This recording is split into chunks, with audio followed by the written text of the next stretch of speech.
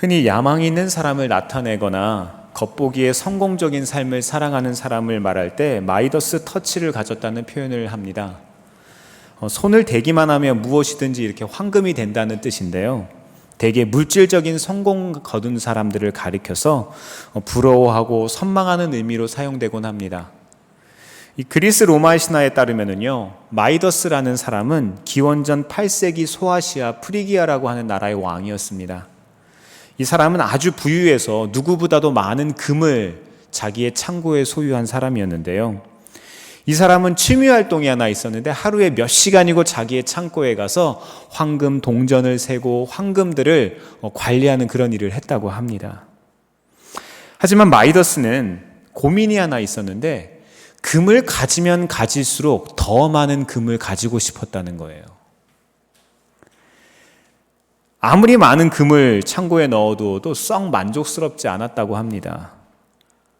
그러던 어느 날 술의 신 디오니소스가 친구들과 프리기아로 놀러를 갔다고 해요.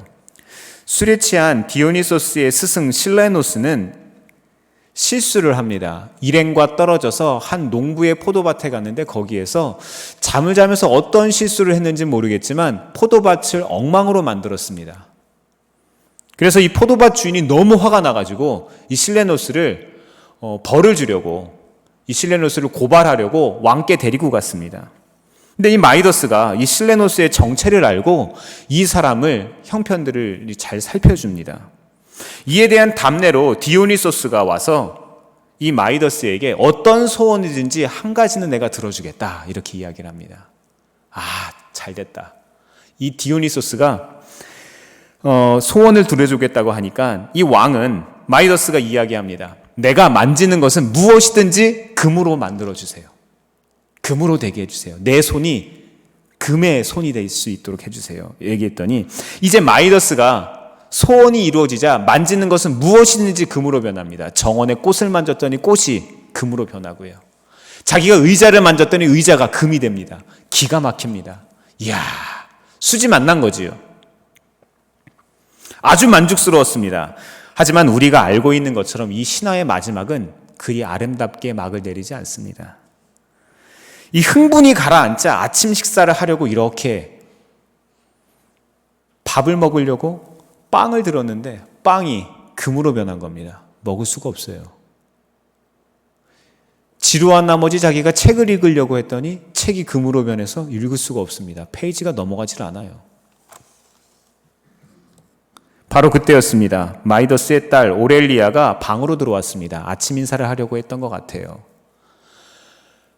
아빠를 안아서 포옹을 하려고 하는데 이 아빠가 거절하려고 합니다. 근데 그것을 딸이 아무것도 모르니까 아빠를 안았습니다.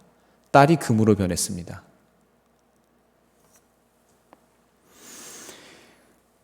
왕은 구하던 것을 얻게 되었지만 그가 얻고 싶었던 것이 진정 이런 것이 아니었다는 것을 깨달았습니다. 요즘 세상을 보면은요, 이 그리스 로마 신화 같은 일들이 일어나곤 합니다. 요즘에 SNS로 돈을 버는 거 아십니까? 너튜브라고 하죠. 네, 유튜브라고 해도 될까요? 유튜브로 돈을 버는 사람들이 있습니다. 어떻게 돈을 버는지 아세요? 조회수가 높아지면 돈을 벌어요. 유튜브에서 돈을 주거든요. 사람들이 조회수에 목을 맵니다. 구독과 좋아요 하잖아요. 그렇죠? 네, 이거를 하면 사람들이 많이 보게 되고 그 조회수가 높아질수록 유튜브에서 광고를 거기다가 올릴 때 사람들이 광고를 보니까 돈을 줍니다. 그것만 있는 게 아니에요. 가상화폐 아세요? 우리들이 주식까지는 알잖아요. 그렇죠? 뭐 펀드, 뭐 연금을 요즘 펀드로 하잖아요. 그렇죠? 대부분 그렇게 합니다. 근데 거기까지는 아는데 가상화폐 아십니까? 뭐 비트코인이 폭등을 했다는 둥, 폭락을 했다는 둥. 요즘에 컴퓨터 가격이 엄청 비쌉니다. 왜 그런 줄 아세요? 그래픽카드가 비싸거든요. 가상화폐를 채굴 한다고 하는데 대체 이 사람들이 뭘 하는 건지 모르시죠?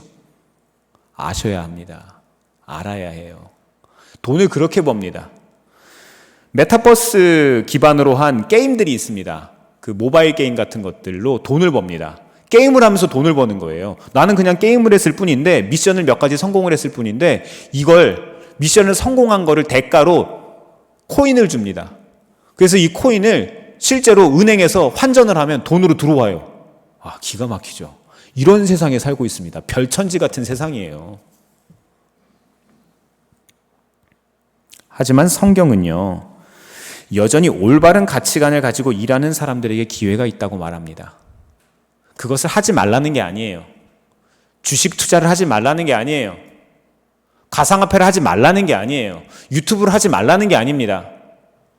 그것을 하되 그것을 통해서 우리가 어떤 것을 목적으로 해야 하는지, 무엇을 위해서 그것을 해야 하는지를 우리가 바로 알아야 한다는 것을 성경은 이야기합니다.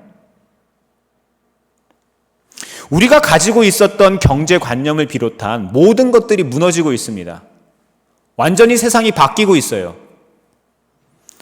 이럴 때에 우리는 하나님의 말씀이 무엇을 이야기하는지 알아야 합니다. 세상에 벌어지고 있는 갈등과 문제와 어려움들이 무엇이 있는가? 그러면 성경은 무엇이라고 말하는가? 사람들은 무엇이라고 말하는가? 그러면 나는 무엇을 결단하고 무엇을 따라가야 할 것인가? 이것을 우리는 바로 알아야 합니다. 하나님께서 당신의 자녀들을 축복하시는 성경적인 원리에 대한 말씀을 오늘은 나누려고 합니다. 사랑하는 성도 여러분, 저는요, 부유함을 믿습니다. 저는요, 돈을 좋아해요. 저 돈 진짜 좋아해요. 안 믿으시네요. 저는 돈을 진짜 좋아합니다. 목사가 돈 좋아한다고 하니까 이상하죠. 근데요, 저는 돈을 사랑하지는 않습니다. 돈을 정말 좋아하는데 돈을 사랑하지는 않아요.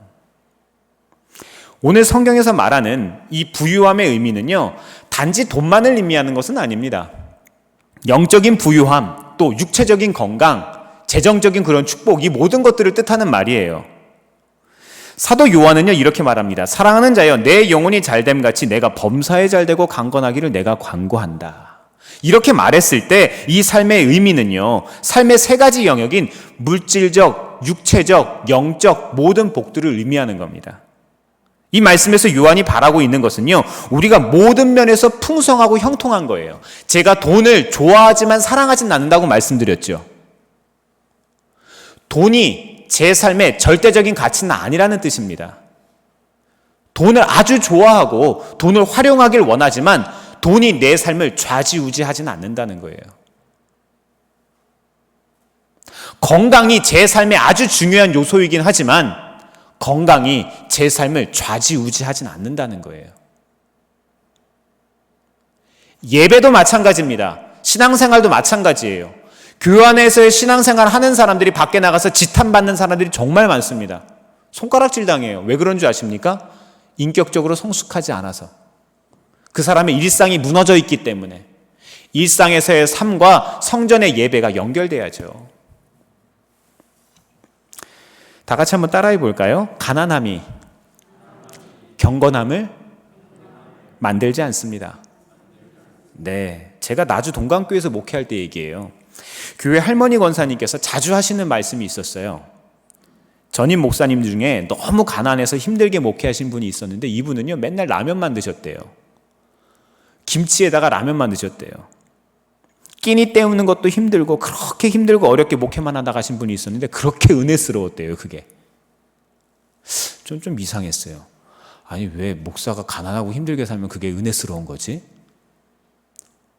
제가 29살에 그 교회 부임을 갔거든요. 29살의 어린 저였지만 그게 의문이었습니다. 그 이야기를 몇 번 듣다가 저는 권사님께 이렇게 정중하게 말씀드렸어요. 권사님, 하나님은요, 우리 영혼이 잘됨 같이 범사, 즉 우리의 일상이 잘 되기를 원하세요. 우리가 죽어서 하나님 나라에 구원받아 가겠지만 우리가 이 땅에서도 하나님은 왕 같은 제사장으로 살기를 원하세요. 하나님은 이러한 복을 우리에게 이미 주셨습니다. 이런 말씀을 제가 드렸어요. 저는 예수님을 믿어 가난하게만 산다면 그런 예수님은 안 믿을래요. 하나님은 우리가 이 땅에서도 잘 되기를 원하십니다. 저는 번영신학을 말하고 있는 것이 아니에요. 하나님이 얘기하신 성경의 말씀을 이야기하고 있는 겁니다. 저는 2009년 첫 목회지인 나주 동강교회에서 매달 생활비 30만 원에 도서비 5만 원을 받고 생활을 했습니다. 저는요, 대학원까지 졸업한 고학력자였지만 면사무소에 가서 차상위 계층을 등록해야만 했습니다. 저소득 가정 아시죠? 하지만 저희는 언제나 부유했습니다. 하나님께서 까마귀가 선지자를 먹이듯이 시와 때를 가려서 완벽하게 저희를 공급하셨습니다. 목회하는 것 때문에 누리지 못한 것 없었고요. 목회한다고 해서 억울하지 않았습니다.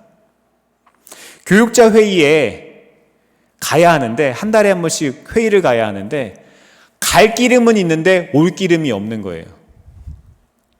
그래서 이웃교회 목사님들과 자동차를 같이 타고 가고 했습니다. 그렇지만 그 이웃교회 목사님들과 품앗이를 하면서 같이 교회 페인트도 칠하고 의자도 고치고 교회 일을 했습니다. 비록 임신한 아내에게 늘 50% 할인하는 물은 딸기만 사줘야 했고, 큰아이에게는 1200원짜리 뽀로로 과자도 못 사주고, 예방접종 둘째 예방접종할 돈도 없어 속상하면서 기도도 했지만 그 아이가 건강하게 자라서 돌잔치를 하고, 그 돌잔치를 해서 남은 돈으로 교회에 온풍기도 놓고 교회 화장실도 고쳤습니다. 무언가 있어서 섬긴 것이 아니고요, 섬기는 마음을 가졌더니 섬길 수 있게 되었습니다. 끊임없이 지역사회 영혼을 돌보는 일을 했고, 교회 재정은요, 놀라지 마세요. 처음보다 나중에 제가 나올 때에는 교회 재정이 2배가 됐습니다. 별로 부러워하지 않으시네요. 우리 가정의 재정이 2배가 되길 바랍니다. 우리 교회의 재정도 2배가 되길 바랍니다. 하나님은 그런 분이세요. 30배, 60배, 100배의 결실이라잖아요. 지역사회에서도 선교받는 교회가 아니라 오히려 섬기는 교회가 됐어요. 저에게는 목회적인 철학 중에 하나가 그게 있습니다. 가정에서의 11조를 하듯 교회도 10의 1은 다른 선교를 하는 곳에 사용하자라는 그런 생각입니다. 우리 교회만 쓰면 안 되잖아요. 그래서 제가 기획위원회를 모아놓고 동강교회에서 서로 이야기를 했습니다. 기획위원회가 전성도입니다. 전성도가 7명이었으니까 모두가 기획위원회예요. 기획위원회가 모여서 이제 얘기를 했습니다. 내년도에 우리가 예산 결산을 이렇게 할 건데, 우리 교회가 10분의 1의 재정은 다른 교회를 좀 도왔으면 좋겠습니다. 이렇게 해서 우리가 그런 결의를 하고 무엇을 하면 좋을까? 이렇게 얘기를 했습니다. 그래서 첫 번째로 감리교 신학생 한 명에게 월 10만 원씩 장학금을 주자. 시골 교회인데. 그리고 또 뭐 하는가 하면 우리가 또 10만 원씩 지역사회에 있는 어려워서 공부 못하는 아이들에게 공부를 시켜주자. 포도학사라는 게 있었어요. 그리고 또 유니세프를 돕자. 또 모퉁이돌 선교회를 통해서 북한 사역을 하자. 북한에다가 성경을 보내는 일을 하거든요. 그런 일을 하자 우리가. 그리고 또 정기적은 아니지만 지역사회에 있는 우리 같은 지방에 있는 다른 교회들을 돕자. 그래서 다른 교회 태풍 때문에 또 수해 나서 뭐 네온사인이 떨어지거나 지붕이 날아간 교회들에게 우리가 30만 원씩 50만 원씩 비정규적이긴 하지만 우리가 그것들을 돕기 시작했습니다. 다 돕고 났더니 10분의 1이 아니라 더 많은 재정을 우리가 도울 수 있었어요. 근데요, 동강교회 1년 결산이 얼마였는 줄 아세요? 800만 원이었어요. 800만 원. 800만 원인데요. 남을 그렇게 돕고 살았어요. 800만 원 하면 웃지 마세요. 한 사람 한 달 월급이에요. 조금 많이 버시는 분들 한 달 월급이에요. 그렇죠?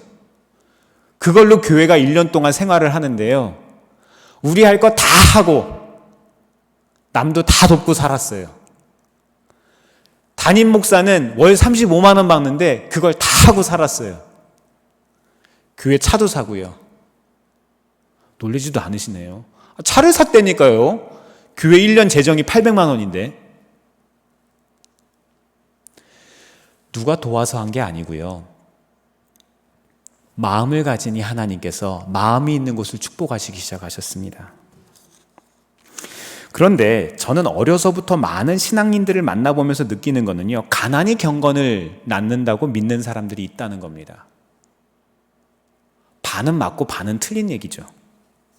많은 사람들은요, 하나님은 자기 백성들이 아무것도 소유하지 않는 것을 원하신다, 이렇게 믿어왔습니다. 나는 구별됐기 때문에 이 세상의 것들 어떤 것도 원하지 않는다, 이렇게 말하는 사람들을 봤어요. 그런데 저는 그 사람들 마음 가운데 저와 똑같은 마음이 숨어 있다는 것을 발견합니다. 어떤 마음이요? 돈을 좋아하는 마음이에요. 아니요, 좋아하는 것을 지나쳐서 사랑하던데요.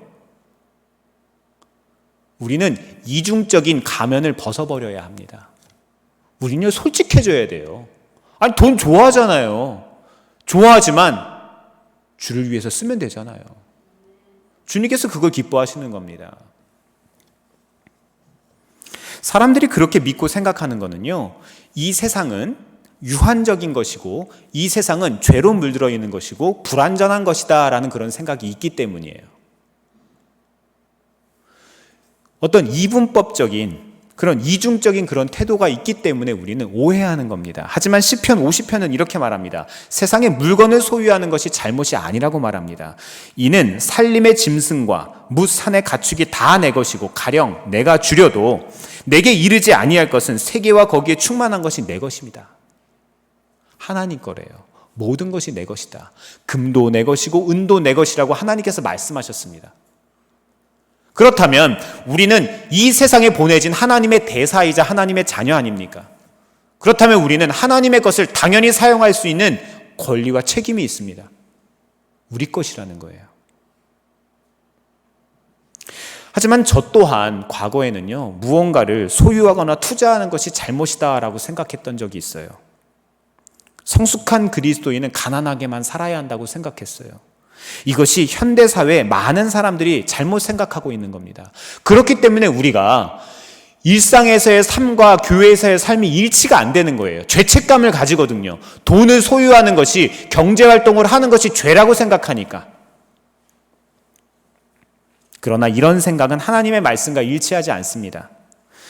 슬프게도 많은 사람들은 종교적인 가르침에 세뇌되어서 말씀을 바로 보지 않습니다. 성경이 무엇을 말하는지 모르고 분별하지 않습니다. 신앙의 유행을 따라서 혹은 목회자의 가르침을 따라서 움직일 뿐입니다. 이런 가르침이 한 세대에서 다음 세대로, 다음 세대에서 그 다음 세대로 연결되면은요, 전통이 돼버리고 맙니다. 묻지도 따지지도 않고 그냥 받아들이고 맙니다. 우리는 흔히 이런 성경과 일치하지 않는 잘못된 생각을 합니다. 우리의 생각이 잘못되면 믿는 것이 잘못되고, 우리의 믿는 것이 잘못되면 우리의 일상 자체가 무너집니다. 하나님께서는요, 소유하는 것에 대해서 문제 삼으신 것이 아니라 어떻게 사용하느냐, 무엇을 위해서 사용하는 우리에게 말씀하셨습니다. 그렇다면 하나님의 말씀은 우리에게 무엇을 말하고 있을까요? 하나님께서 그분의 자녀들이 물질적인 것이 하나도 없이 가난하게 살기를 원한다는 것은 비성경적인 말입니다. 성경은 오히려 돈에 관해서 많은 부분에서 이야기합니다. 성경 전체를 볼 때 하나님의 사람들이 부유하게 살았다는 것은 당연한 것입니다. 재정 문제가 걸림돌이 되지 않았어요. 저는 여기서 단지 그들이 영적으로만 풍족한 삶을 살았다고 이야기하는 게 아닙니다. 실제적으로 물질적인 세계에서 그들은 풍족하게 살았습니다. 성경은 아브라함에게 가축과 은과 금이 풍부하였다 이야기했습니다. 열왕기서 10장에는요, 시바의 여왕이 솔로몬 왕의 지혜와 위대함을 보기 위해서 찾아왔을 때 풍족했던 것을 확인했다고 이야기합니다. 우리가 잘 알다시피 욥도 부자였어요. 하나님은요, 부유함을 반대하시지 않습니다. 그러면 성경에 가난하게 살았던 사람들도 있잖아요. 그렇죠? 그 사람들은 뭘까요? 우리는 또 예수님에 대해서도 오해하잖아요. 예수님 가난하셨을까요? 진짜 예수님이 가난하게 사셨을까요? 제가 여기서 손 들어보라고 하면은 대부분의 분들이 예수님 가난하게 살았다고 대답하실걸요? 근데요, 예수님은 가난하게 살지 않으셨습니다. 몇 가지 증거를 대볼까요? 예수님, 아기 예수님께 드려진 예물 뭐 있었죠? 황금과 유향과 모략 있었죠. 그렇죠? 아기 때부터 황금, 유향, 모략을 소유했어요. 부자 아닙니까?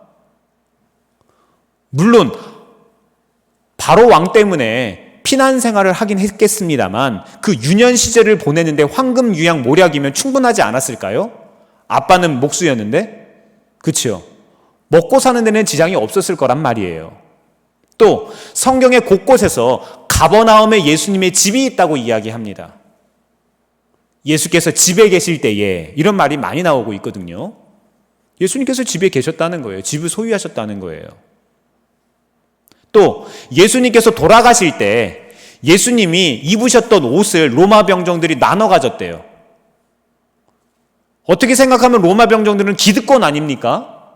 기득권인 로마 병정들이 왜 노예 같은 가난한 예수님의 옷을 나눠 갔습니까? 뭐 의미가 있어서요? 그들이 뭐 예수님을 믿어서 그랬을까요? 아니요, 그게 아니에요. 옷이 귀한 걸 입고 있던 거예요, 예수님이. 비싼 옷을 입고 있던 거예요, 예수님이. 논리가 타당하지 않습니까?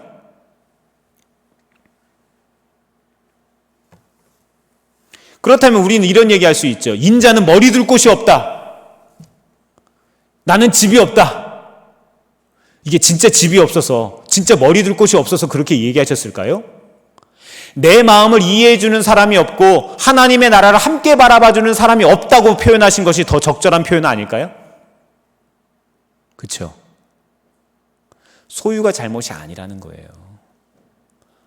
또 예수님의 돈꾀 맡은 사람 누구죠?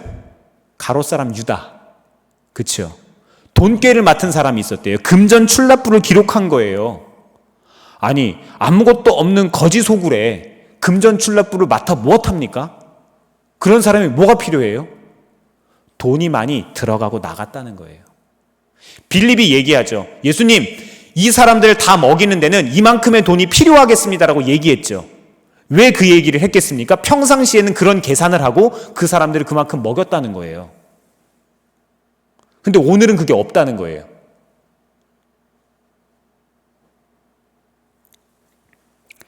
하나님의 일을 사용할 땐 하나님께서 하나님의 재화를 사용하십니다.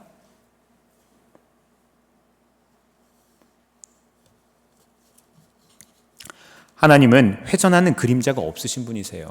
하나님의 말씀에 기록되어 있는 말씀이 있다면 그 말씀이 우리의 삶에도 그대로 적용될 줄 믿습니다. 사랑하는 성도 여러분, 하나님께서는 우리가 부유하기를 원하세요. 하나님께서는 우리의 관심이 있으시고 우리의 인생에 있어서 좋은 것을 가기를 원하세요.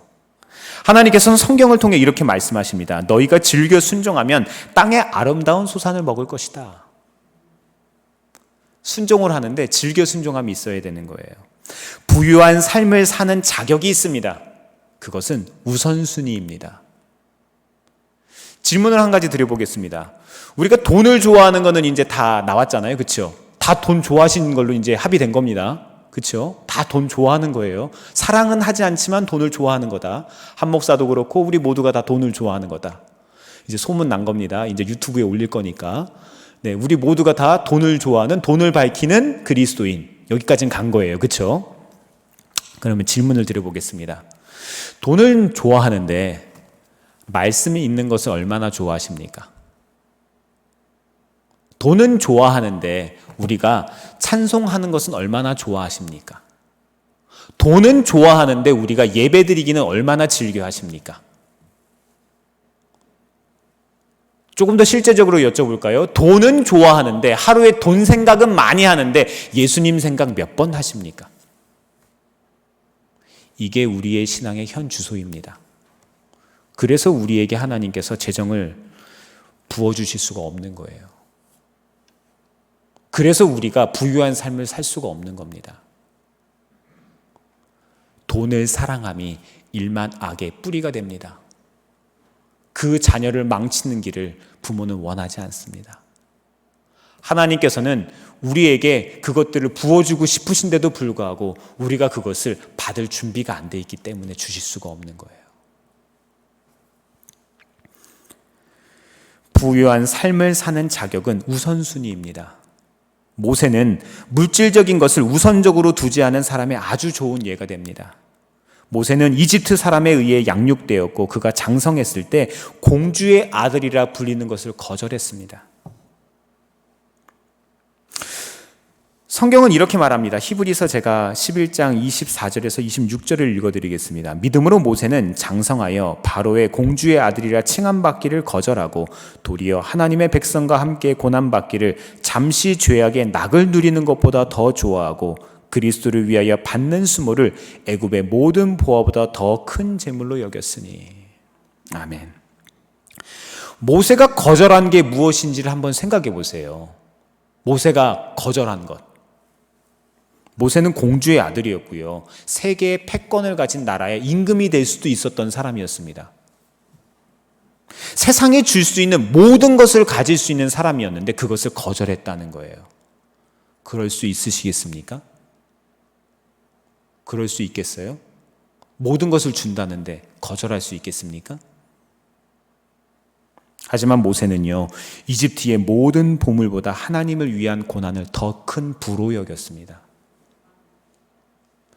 우리는 기억해야 합니다. 건강도 있고 외모도 멋지고 모든 것들을 사용할 수 있었던 40살에 40살의 모세를 사용하신 것이 아니라 미디안 광야에서 목동으로 있었던 아무것도 소유하지 않았던 모세를 하나님이 사용하셨다는 겁니다. 우리들의 삶에 우선순위가 올바로 서 있다 하더라도 하나님께서 우리를 사용하실 때, 우리를 선택하실 때에는 우리가 원하는 방법으로 하나님이 찾아오실 때가 별로 없어요. 그렇지 않을 때가 더 많다는 거예요. 부유하게 되는 한 가지 자격은 이 땅의 것들을 가볍게 여기는 것입니다. 땅의 것들을 우선시하면서 하나님께서 우리를 부욕해 주실 것을 기대할 수 없습니다. 물론 돈을 가지는 것이, 소유하는 것이 잘못이라는 것이 아니에요. 하지만 돈이 우리를 소유하게 하는 것은 잘못입니다. 돈이 우리를 다스리는 주인이 되게 하거나 재정을 내 정욕만을 위해서 사용하는 것, 어떻게 생각하면요, 자녀를 위해서만 사용하는 것도 올바른 태도가 아닙니다. 자녀를 사랑하는 것도요, 내 사랑의 연장선이거든요. 하나님은 우리가 재정적으로 부유하기를 원하십니다. 우리의 헌신을 하나님이 기뻐하세요. 우리가 예배 드릴 때에 우리가 봉헌하잖아요. 봉헌하는 것도, 우리가 헌금을 하는 것도 우리가 어떻게 생각하면 하나님께서 내게 모든 것을 허락하셨지만 그것을 하나님을 위해서 내가 아낌없이 드리는 거잖아요. 우리가 각자 우리의 일상에서, 삶에서, 직장에서 얼마나 애쓰고 힘쓰면서 그 재정들을 우리가 모으는지 하나님께서 아십니다. 저도 알아요. 얼마나 힘들게 우리 성도님들이 일하시는지. 그것을 하나님을 위해서 아낌없이 우리가 드립니다. 그렇기 때문에 우리는 이 재정이 얼마나 투명하고 얼마나 가치 있게 사용되는지를 감독해야 할 의무도 있습니다. 그냥 은혜로 이건 정말로 하면 안 되는 행동이에요. 우리는 그것들을 잘 감독해야 돼요. 그런데 교회에 헌금하는 뿐만 아니라 우리의 일상에서도 우리는 그것을 적극적으로 나눠야 합니다. 한번 여쭤볼게요. 여기에 계시는 분들 중에 개인적으로, 정기적으로 단 10,000원이라도 다른 사람들에게 후원하는 분 계십니까? 만약에 그렇지 못하다면 우리의 신앙생활은요, 점검해 봐야 합니다. 성숙한 그리스도인이 아닐 수 있습니다. 많은 액수가 아니라도 우리가 다른 사람을 정기적으로 돕는 것은 아주 가치 있는 일입니다. 저는 어떤 주제를 말씀으로 분별할 때요, 구약과 신약의 말씀이 어떻게 말하고 있는지, 이것이 일치하는지를 봅니다. 만약 그 구약과 신약이 말하는 바가 일치한다면 건전한 믿음으로 받아들일 수 있기 때문입니다. 출애굽기 15장 23장 말씀을 보면은요, 하나님은 이스라엘 백성들에게 말씀합니다. 이르시되 너희가 너희 하나님 나 여호와의 말을 들어 순종하고 내가 보기에 의를 행하며 내 계명에 귀를 기울이며 모든 규례를 지키면 내가 애굽 사람에게 내린 모든 질병 중 하나도 너희에게 내리지 아니하리니 나는 너희를 치료하는 여호와이다. 내 나라에 낙태하는 자가 없고 임신하지 못하는 자가 없을 것이라. 내가 너의 날수를 채우리라. 물론 우리가 일상을 살아가면서 많은 어려움을 겪기도 하고요, 많은 제한점들을 경험합니다. 그렇기 때문에 우리가 이 말씀을 문자 그대로 대입해서 단지 우리의 삶에 어려움이 있으면 하나님이 역사하지 않은 거고, 우리의 삶에 좋은 일이 있으면 하나님이 역사하신 것이다라고 하는 이런 프레임은 잘못된 것입니다. 하지만 그럼에도 불구하고 우리의 삶 가운데 과정은 어떠하든 우리의 삶에 경험하고 있는 우리의 삶의 마지막이 하나님께서 그것을 통하여서 나에게 진정 부유함을 경험하게 하셨구나, 이것을 깨달을 수 있다면 우리의 삶의 방향이 올바른 방향으로 가고 있다는 거예요. 제 주변에 가까운 분이 유산을 경험했습니다. 그것을 통해서 굉장히 슬펐죠. 그런데 그분이 그것을 통해서 결국 무엇을 깨달았습니까? 생명이 소중하고 나와 같은 아픔과 고통을 앓고 있는 사람들이 있다는 것을 깨달았어요. 그리고 그분이 그 사건을 통해서 아이를 한 명 입양하게 되었어요.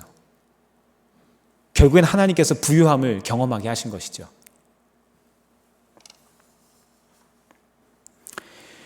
요한 사도는 이렇게 말합니다. 사랑하는 자여, 내 영혼이 잘된 같이 내가 범사에 잘되고 강건하기를 내가 간구한다.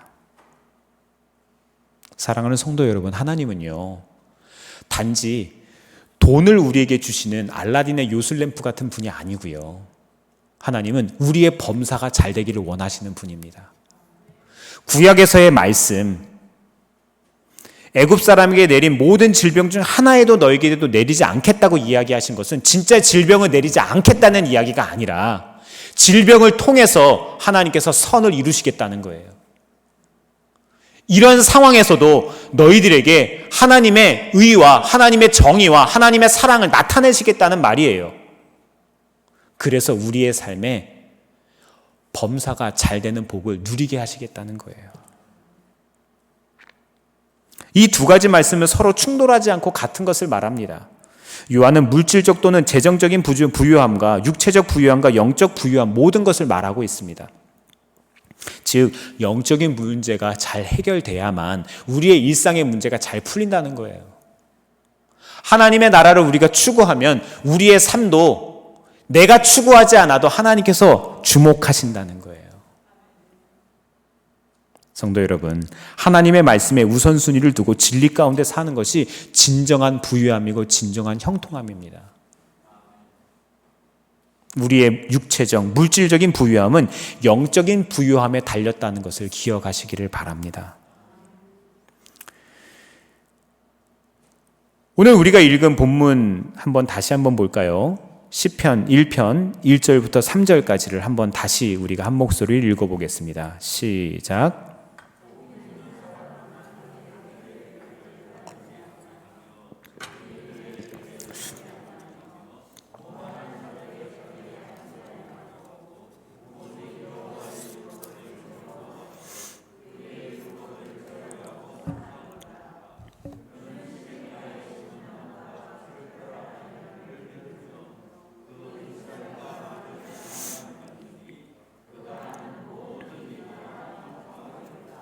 아멘.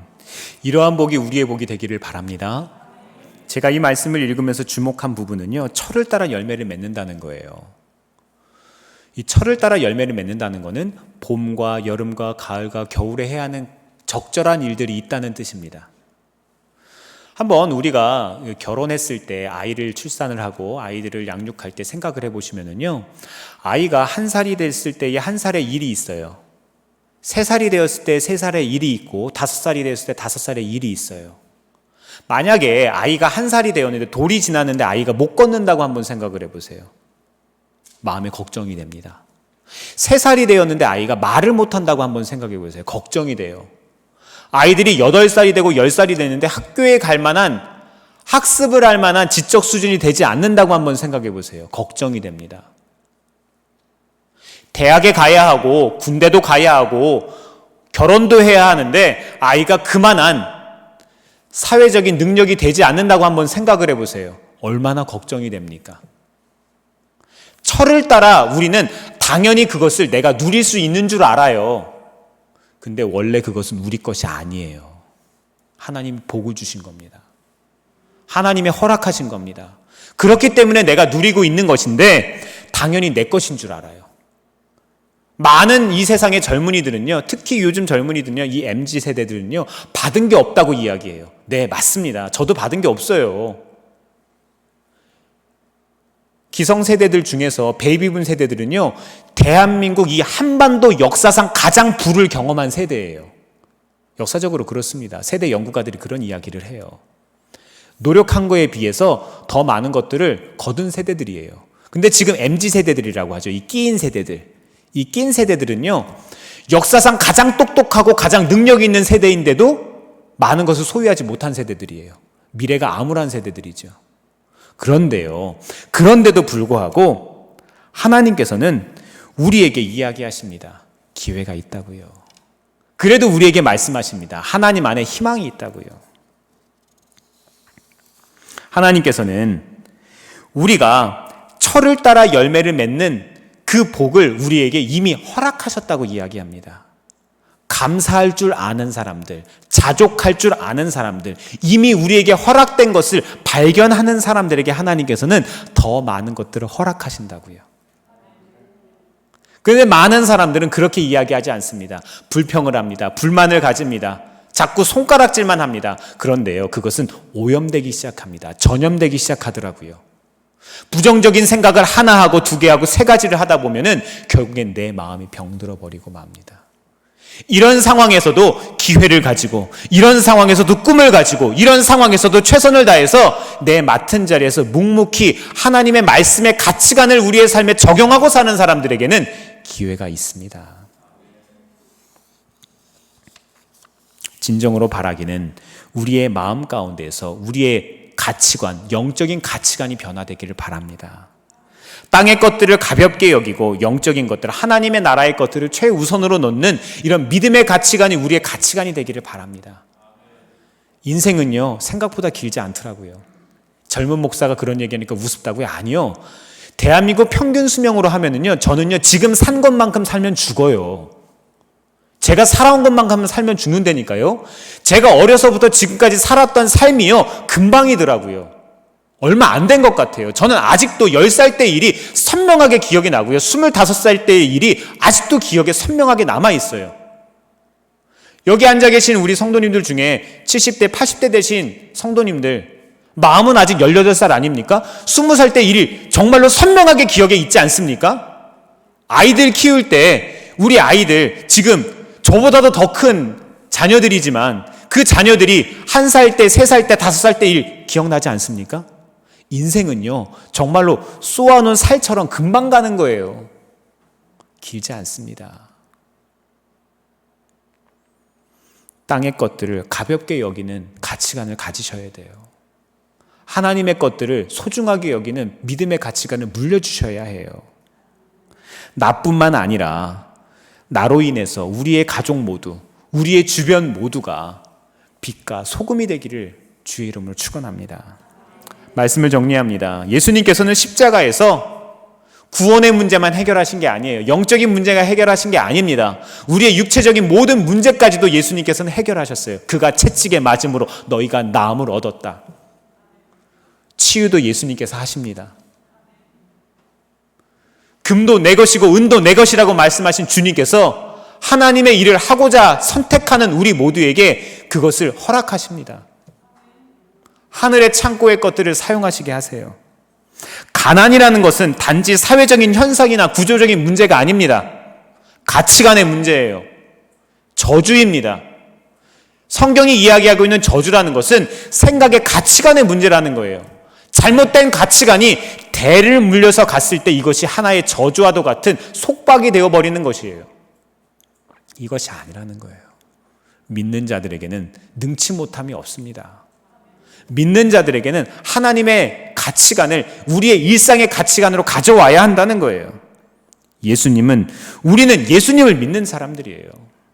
예수님은 가난하시지 않습니다. 예수님은 부유하신 분입니다. 예수님은 가난을 주려고 우리에게 오시지 않았어요. 영적인 부유함, 육체적인 부유함, 이 모든 것들을 우리에게 주시기 위해서 오셨어요. 그러나 우리는 그 예수님을 위해서 가난을 선택한 겁니다. 왜요? 나누기 위해서, 섬기기 위해서, 모두 다 같이 가기 위해서. 우리는 그것을 선택한 것입니다. 그래서 우리는 억울하지 않습니다. 구원받은 그리스도인이 좋으신 하나님의 역사와 사랑을 실제로 누릴 수 있는 영역이 바로 이런 것입니다. 하지만 돈을 사랑함이 일만하게 뿌리가 되고 탐심이 우상숭배이며 하나님과 재물을 겸하여 섬길 수 없다는 것 기억해야 합니다. 참된 부유함이란 그리스도인들이 평생 주님을 섬기는 도구로 사용되어야 합니다. 그것이 목적이 되어서는 안 된다는 것이에요. 우리에게 마귀가 이 세상의 부귀영화를 이용하여 유혹할 때 이를 이길 수 있는 영적인 능력과 깨달음도 필요합니다. 재정적인 풍요가 있어도 우리 마음 가운데 하나님이 계시지 않으면 그곳이 지옥이 됩니다. 그래서 우리에게 가장 절대적인 가치는 하나님이 되어야 하고 믿음의 주여 온전케 하시는 하나님을 바라보아야 하는 것입니다. 존 웨슬리 목사님은 재정에 대한 원칙을 이렇게 말씀하셨습니다. 할 수 있는 대로 많이 벌어라. 그리고 할 수 있는 대로 많이 저축해라. 그리고 할 수 있는 대로 많이 주를 위해서 사용해라. 우리가 재정을 사용하는, 우리가 부여해야 할 이유는 여기에 있습니다. 사랑하는 성도 여러분, 재정적인 부유함보다 하나님을 더 사랑하시기 바랍니다. 땅의 것들을 가볍게 여기고 하나님의 말씀에 즐겨 순종하시기를 바랍니다. 이렇게 할 때 주님께서 우리의 삶을 채우실 것입니다. 부유함은 우리 것입니다. 기도하겠습니다. 사랑하는 주님, 모든